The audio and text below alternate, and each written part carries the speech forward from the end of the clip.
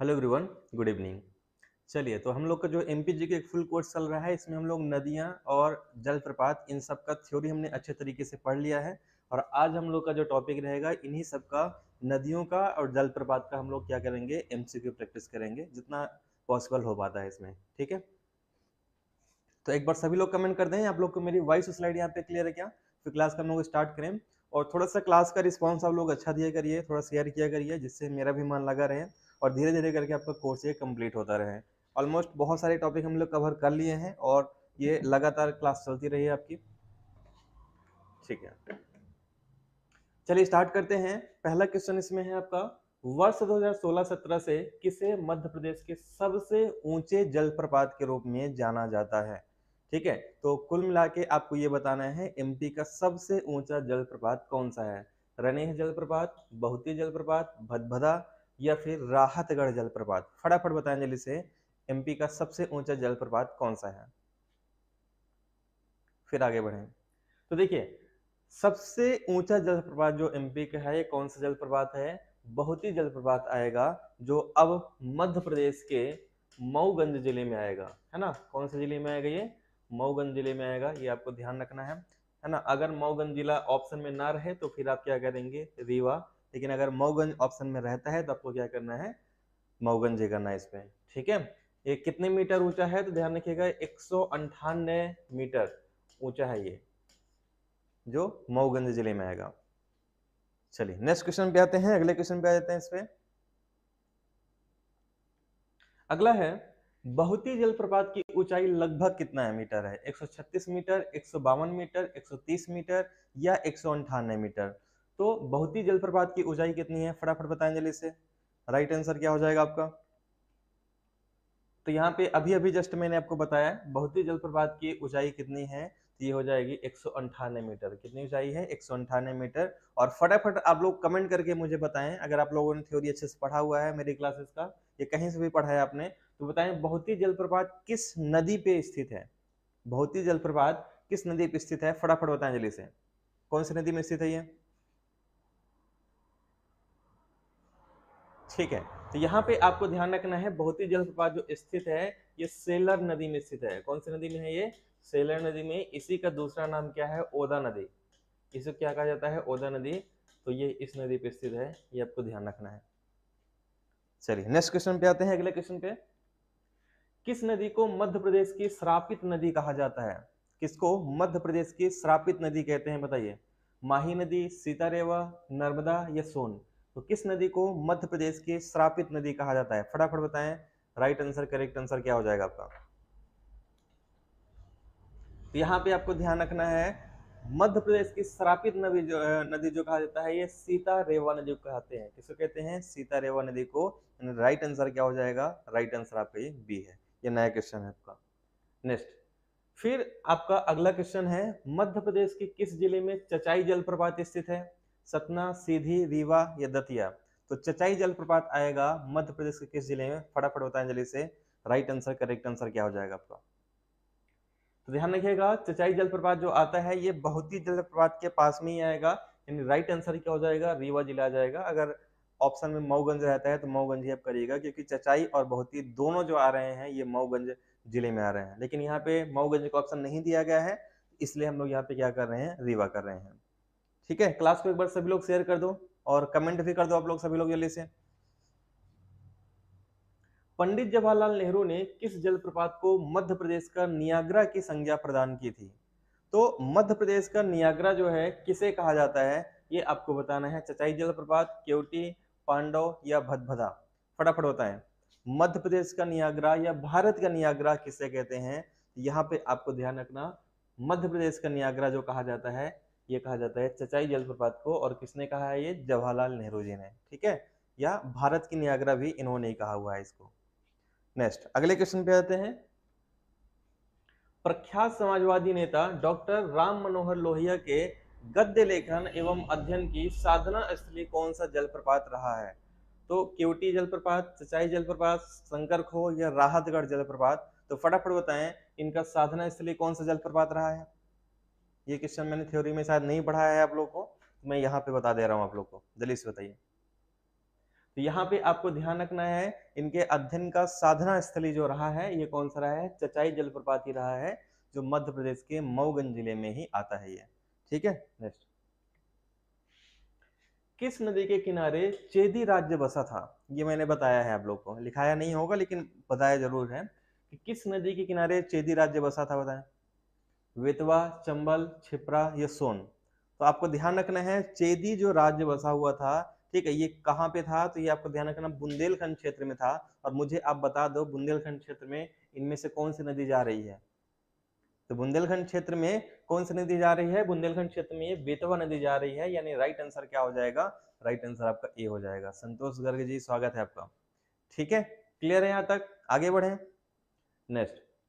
अगला है मध्य प्रदेश में बेतवा नदी का उद्गम स्थल कहाँ पे है ना? इन सब का पूरा डिटेल थ्योरी में अच्छे तरीके से आप लोगों को पढ़ाया हुआ हूँ। तो आप लोग जो अभी क्लास पहली बार जो ले रहे हैं वो थ्योरी क्लासेस भी देख सकते हैं हमारी एमपीजी के फुल कोर्स में, प्लेलिस्ट बना है। देखिए, तो उद्गम स्थल जो बेतवा नदी का है ये कहाँ से है? तो आपको ध्यान रखना, कुमरा गांव रायसेन, कुमरा गांव रायसेन से बेतवा नदी का क्या होता है? उद्गम होता है। और जल्दी से आप लोग कमेंट करके बताएं कि यह कौन सी नदी में मिलती है, बेतवा नदी कौन सी नदी में मिलती है और किस स्थान पे मिलती है? फटाफट बताएं जल्दी से। तो यहाँ पे आपको ध्यान रखना है कि ये नदी जो मिलती है यूपी में हमीरपुर के निकट, यूपी में हमीरपुर के निकट कौन सी नदी से मिल जाती है? यमुना नदी से मिल जाती है। ठीक है, तो ये आपको पूरा फैक्ट ध्यान रखना है। नेक्स्ट, निम्नलिखित में से किस नदी के किनारे, ये हो गया है ना चेदीराज वाला। मध्य प्रदेश का विदिशा जिला किस नदी के तट पे स्थित है, बताएं। एमपी का विदिशा जिला किस नदी के तट पे आ रहा है, बताइए। नर्मदा, बेतवा, चंबल या छिप्रा? तो किस नदी किनारे यहाँ पे आता है? फटाफट बताएं जल्दी से, और क्लास को शेयर करते चलें। तो ध्यान रखिएगा, एमपी का जो विदिशा जिला है किस नदी के तट पे आएगा? तो यह जाएगा बेतवा नदी के तट पे आ जाएगा। तो राइट आंसर क्या हो जाएगा? राइट आंसर आपका बी हो जाएगा। ठीक है, इसके प्रमुख सहायक नदियों में भी आपको ध्यान रखना है। तो प्रमुख सहायक नदियां कौन कौन सी हैं? सिंध, हलाली, ठीक है, वारना, ये जो प्रमुख नदियां हैं किसकी सहायक नदी है? बेतवा की सहायक नदियां हैं। चलिए नेक्स्ट क्वेश्चन पे आते हैं। थाल किस नदी का स्थानीय नाम है? थाल किस नदी के स्थानीय नाम है, बताएं। तवा, रीवा, जामनी या हलाली? तो थाल किस नदी के स्थानीय नाम है? तो यहाँ पे आपको ध्यान रखना है, थाल जो कहा जाता है हलाली नदी को कहा जाता है, यानी राइट आंसर क्या हो जाएगा? राइट आंसर आपका हो जाएगा डी। ठीक है, विदिशा से ही ये नदी निकलती है और वहां पे नहर का निर्माण करती है। एक तरीके से ये नहर है लेकिन इसको नदी भी कह दिया जाता है। नेक्स्ट,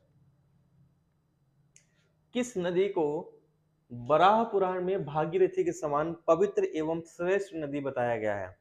तो बराह पुराण में किस नदी को पवित्र और श्रेष्ठ नदी कहा गया है? ये बताएं जल्दी से, राइट आंसर क्या हो जाएगा? नर्मदा, बेतवा, ताप्ती या सोन? किसे कहा गया है? फटाफट बताएं जल्दी से, राइट आंसर क्या हो जाएगा आपका? किस नदी को बराह पुराण में भागीरथी के समान श्रेष्ठ नदी बताया गया है? ठीक है, संतोष गर्ग जी स्वागत है आपका। चलिए क्लास को सभी लोग शेयर कर दें फटाफट जल्दी से। तो यहाँ पे राइट आंसर क्या हो जाएगा? इसको कहा गया है, बेतवा नदी को ही बराह पुराण में श्रेष्ठ नदी कहा गया है और पवित्र नदी कहा गया है। तो राइट आंसर क्या हो जाएगा? सी।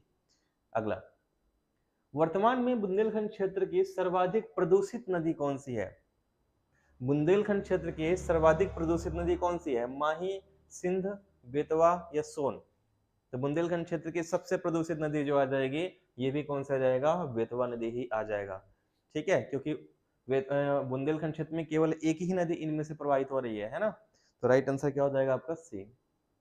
नेक्स्ट, मध्य प्रदेश और उत्तर प्रदेश के मध्य सीमा में प्रवाहित होने वाली प्रमुख नदियां कौन सी हैं? एमपी और यूपी की सीमा में जामनी, ताप्ती, नर्मदा और गंभीर? ये भी मैं आप लोग को अच्छे तरीके से पढ़ाया हुआ हूँ।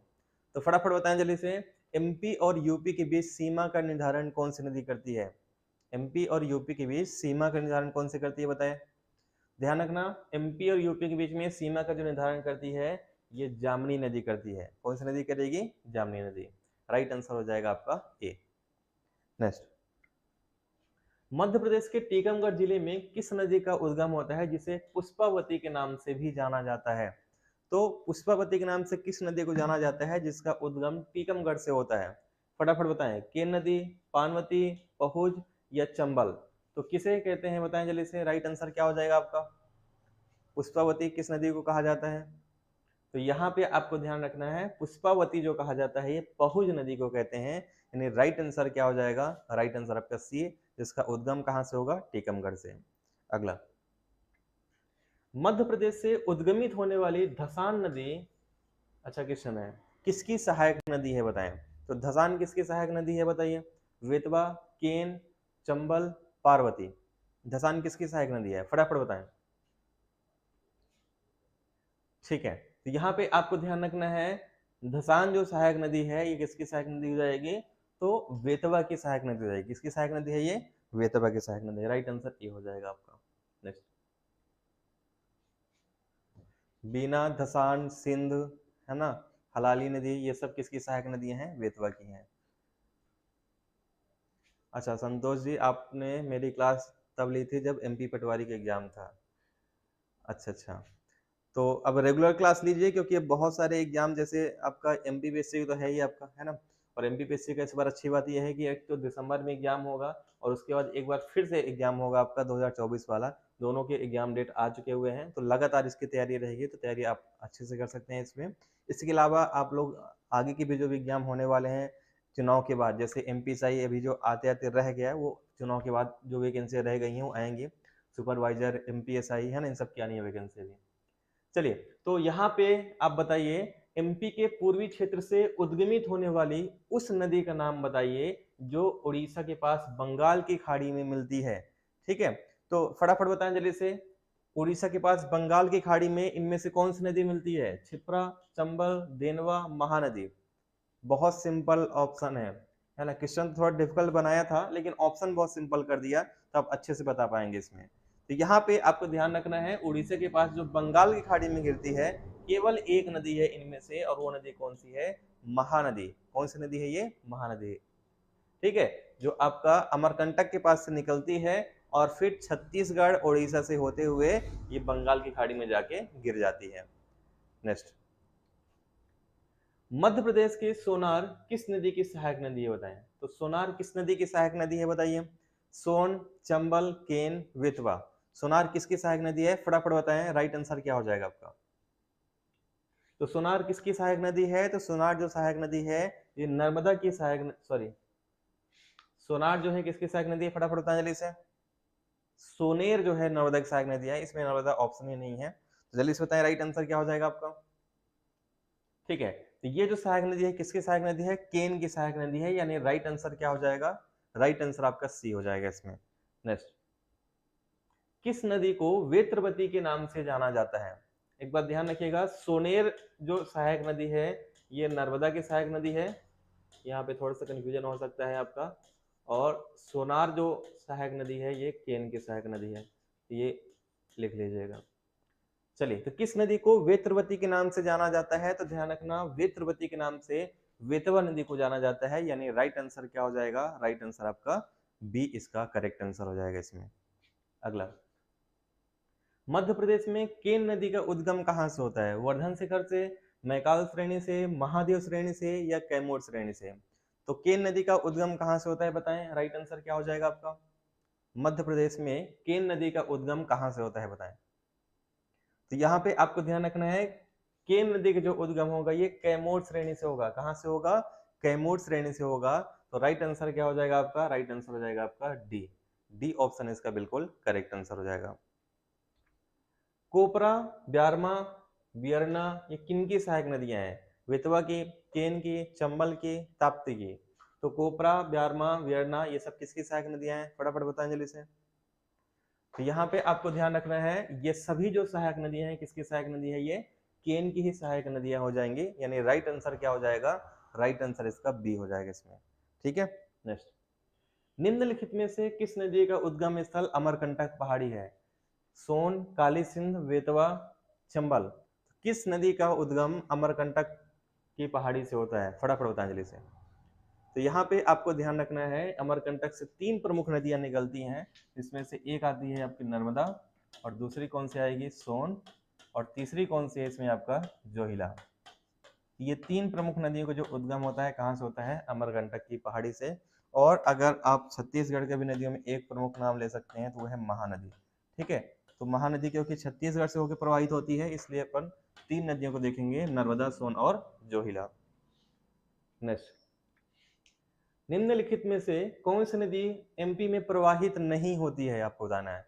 कौन सी एमपी में नहीं प्रवाहित होती है? ताप्ती, महानदी, नर्मदा, सोन। तो अभी मैंने इसका एग्जाम्पल आपको दे दिया था, तो बताएं जल्दी से कौन सी नदी है जो एमपी में प्रवाहित नहीं होती है। तो कौन सी नहीं होती है? एक नदी है ये महानदी, क्योंकि ताप्ती बैतूल से निकलती है, नर्मदा अनूपपुर से निकलती है, सोन भी आपका अनूपपुर से निकलती है, यानी राइट आंसर क्या हो जाएगा? राइट आंसर आपका हो जाएगा बी, महानदी। नेक्स्ट, चंबल नदी मध्य प्रदेश के किस जिले से प्रवाहित नहीं होती है ना? तो कहां से प्रवाहित नहीं होती चंबल नदी? उज्जैन, मुरैना, दतिया। एक सेकंड, यहाँ पे थोड़ा सा, हाँ सही है, ऑप्शन सही है, गलत नहीं है, भिंड। तो कहां से चंबल नदी प्रवाहित नहीं होती है? फटाफट बताएं जल्दी से, राइट आंसर क्या हो जाएगा आपका? कहां से चंबल नदी प्रवाहित नहीं होती है? तो यहाँ पे आपको ध्यान रखना है, चंबल नदी जो प्रवाहित नहीं होती है ये दतिया से प्रवाहित नहीं होगी, बाकी सभी जगह से हो जाएगी इसमें। ठीक है, तो राइट आंसर क्या हो जाएगा? राइट आंसर आपका सी हो जाएगा इसमें। नेक्स्ट, एमपी की कौन सी नदी कर्क रेखा को 2 बार काटती है? कर्क रेखा को 2 बार जो काटती है, कौन सी नदी होगी? माही नदी, नर्मदा नदी, सिंध नदी या केन नदी? तो कौन सी नदी है जो कर्क रेखा को 2 बार काटती है? तो ये भी मैं आप लोगों को थ्योरी क्लासेस में पढ़ा चुका हूँ, हर एक चीज मैंने आपको थ्योरी क्लासेस में पढ़ाया हुआ है। तो राइट आंसर क्या हो जाएगा? कर्क रेखा को जो 2 बार काटती है, ये कौन सी नदी हो जाएगी? माही नदी होगी, जो कहाँ से निकलती है? धार से निकलती है, और कहाँ पे अपना मुहाना बनाती है? अरब सागर में अपना खंभाती खाड़ी के पास में अपना मुहाना बनाती है। ठीक है, नेक्स्ट,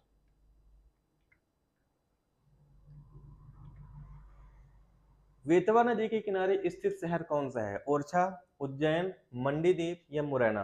तो वेतवा नदी के किनारे स्थित शहर कौन सा है, बताएं। करेक्ट आंसर क्या हो जाएगा आपका? वेतवा नदी के किनारे स्थित शहर कौन सा है? तो वेतवा नदी के किनारे स्थित शहर कौन सा जाएगा? तो यहाँ पे आपको ध्यान रखना है, ओरछा जो है ये वेतवा नदी के किनारे स्थित है, और यहाँ पे एक घाट काफी बार क्वेश्चन पूछा जाता है, कौन सा घाट आता है? तो कंचन घाट जो आता है ये ओरछा में वेतवा नदी के किनारे ही स्थित है। ठीक है, नेक्स्ट, नर्मदा नदी की एमपी में कुल लंबाई कितनी है, बताइए। नर्मदा नदी की एमपी में कुल लंबाई कितनी है? ठीक है, केवल एक आंसर मुझे दिख रहा है यहाँ पे, सुजाता चौहान का, जो बराबर लगातार आंसर शुरू से करती चल रही है हर एक क्वेश्चन का, और बाकी लोग सभी क्या कर रहे हैं? अभी सो रहे हो। सोना नहीं है भाई, आंसर करना है। ठीक है, तो एमपी में कुल लंबाई कितनी है? तो ध्यान रखिएगा, एमपी में जो लंबाई है 1077 किलोमीटर है। ठीक है, टोटल लंबाई कितनी है? तो टोटल लंबाई 1312 किलोमीटर है। मैंने थ्योरी क्लासेस में सारी चीजें बताई हैं कि एमपी में कितनी लंबाई है, महाराष्ट्र में कितनी लंबाई है, गुजरात में कितनी लंबाई है एमपी नर्मदा नदी की, है ना? तो उसको डिटेल जरूर देखिएगा आप लोग। नेक्स्ट, एमपी की सबसे लंबी नदी कौन सी है? पार्वती, नर्मदा, चंबल, वेतवा? अब ये तो आ जाना चाहिए सभी को। ठीक है, तो एमपी की सबसे लंबी नदी कौन सी है? एमपी की सबसे लंबी नदी जो है नर्मदा नदी है, जिसे मध्य प्रदेश की जीवन रेखा भी कहा जाता है। इसके साथ साथ ध्यान रखिएगा, जो नया फैक्ट है, इसको गुजरात की जीवन रेखा भी कहते हैं, है ना? ये बहुत कम लोगों को पता होगा, इसे गुजरात की जीवन रेखा भी कहा जाता है नर्मदा नदी को। नेक्स्ट, अमरकंटक महत्वपूर्ण नदियों का स्रोत है, 1 2 3 6, तो कितनी नदियों का स्रोत है अमरकंटक, बताएं जल्दी से। तो एमपी में जो प्रवाहित होती हैं 3 प्रमुख नदियां प्रवाहित होती हैं, यानी अमरकंटक 3 प्रमुख महत्वपूर्ण नदियों का स्रोत है ना? नर्मदा, सोन और जोहिला। अगला, पांडव फॉल्स कहाँ निहित है? कौन से राष्ट्रीय उद्यान में? पेंच राष्ट्रीय उद्यान, घुघुआ राष्ट्रीय उद्यान, पन्ना राष्ट्रीय उद्यान या माधव राष्ट्रीय उद्यान? तो पांडव फॉल्स कहाँ पे आता है? तो आपको ध्यान रखना है, पांडव फॉल्स जो आता है ये पन्ना राष्ट्रीय उद्यान में आता है, जो किस नदी पे स्थित है? ये आपको ध्यान रखना है, केन नदी पे स्थित है। कौन सी नदी पे स्थित है ये? केन नदी पे स्थित है ये। ठीक है, नेक्स्ट अगले क्वेश्चन पे आते हैं। नर्मदा नदी अपने उद्गम स्रोत कहाँ से निकलेगी? अमरकंटक से, पचमढ़ी से, भेड़ाघाट से या चित्रकूट से? तो यहाँ पे आपको ध्यान रखना है, नर्मदा नदी जो निकलती है ये अमरकंटक से निकलती है। ठीक है, पचमढ़ी से आपका जो है तवा नदी निकलती है वहाँ कालीभीत पहाड़ी से, भेड़ाघाट में जलप्रपात बनाती है नर्मदा नदी, और चित्रकूट जो है चित्रकूट से मंदाकिनी नदी है वहां पे, है ना। चलिए नेक्स्ट क्वेश्चन पे आते हैं, अगले क्वेश्चन पे आ जाते हैं। इस पे क्षिप्रा नदी कौन सी नदी में विलीन होती है? क्षिप्रा नदी किस में विलीन हो जाती है बताएं? स्वर्ण नदी में, सोन नदी में, चंबल नदी में, नर्मदा नदी में। तो क्षिप्रा नदी किस में विलीन हो जाती है ये फटाफट बताएं। राइट आंसर, करेक्ट आंसर क्या हो जाएगा आपका? तो क्षिप्रा नदी जो विलीन हो जाती है किसमें विलीन होती है? तो ये विलीन हो रही है आपका चंबल नदी में। किसमें मिल जाती है? चंबल नदी में। जबकि निकलती कहाँ से है? तो हम सभी को पता है ये काकरवर्डी पहाड़ी से निकलती है। कहाँ से निकलती है? काकरवर्डी पहाड़ी। और कौन से जिले में आएगा ये? इंदौर जिले में आ जाएगा। ठीक है, नेक्स्ट अगले क्वेश्चन पे आते हैं। क्वारी नदी किस नदी की सहायक नदी है बताएं? क्वारी किसकी सहायक नदी है? ये भी मैं आपको डिटेल में पढ़ाया हूँ अच्छे तरीके से। सिंध, बेतवा, चंबल, सोन। तो किसकी सहायक नदी है? मैंने आपको क्लास में बताया हुआ था, किसकी सहायक नदी है? सिंध की सहायक नदी है। और सिंध किसकी सहायक नदी है? सिंध बेतवा की सहायक नदी है। ठीक है, नेक्स्ट। एमपी की किस नदी का उद्गम विंध्याचल पर्वत से होता है? किस नदी का उद्गम विंध्याचल पर्वत से होता है बताएं?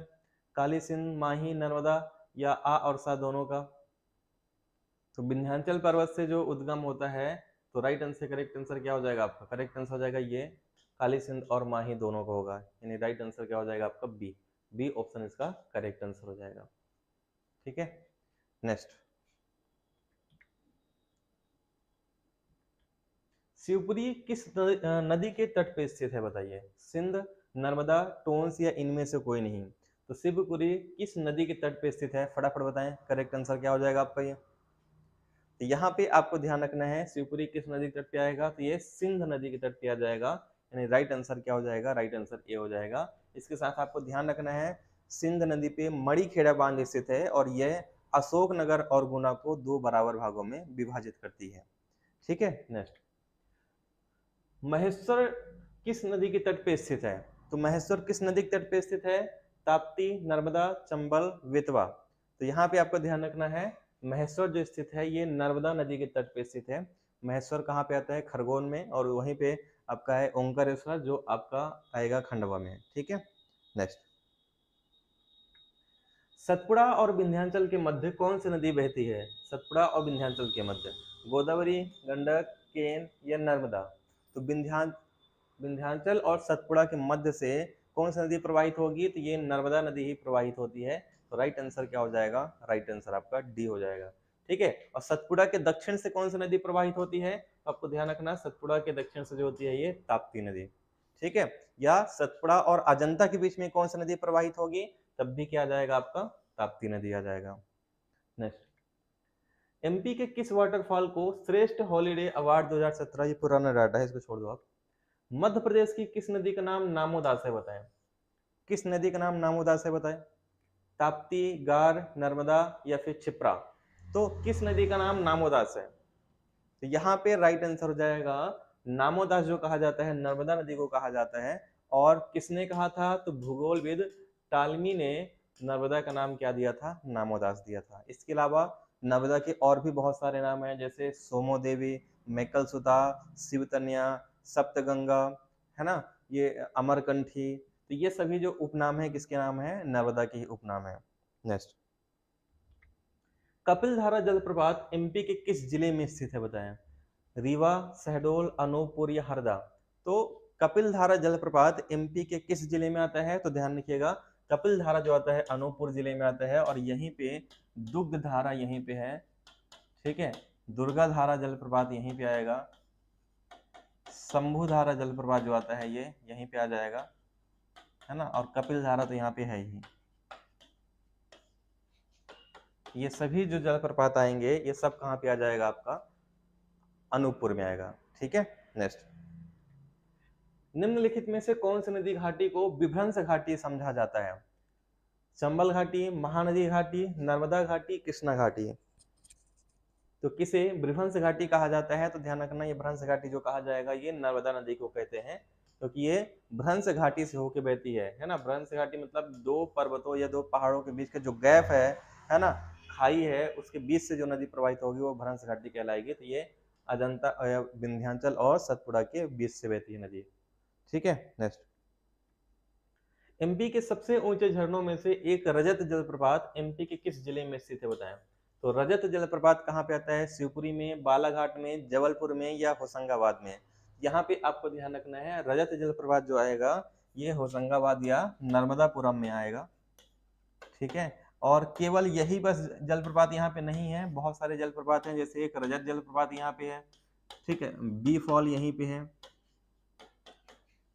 इसके अलावा अप्सरा जलप्रपात यहीं पे आएगा आपका, डचेस फॉल यहीं पे आ जाएगा आपका, जमुना जलप्रपात यहीं पे आ जाएगा आपका।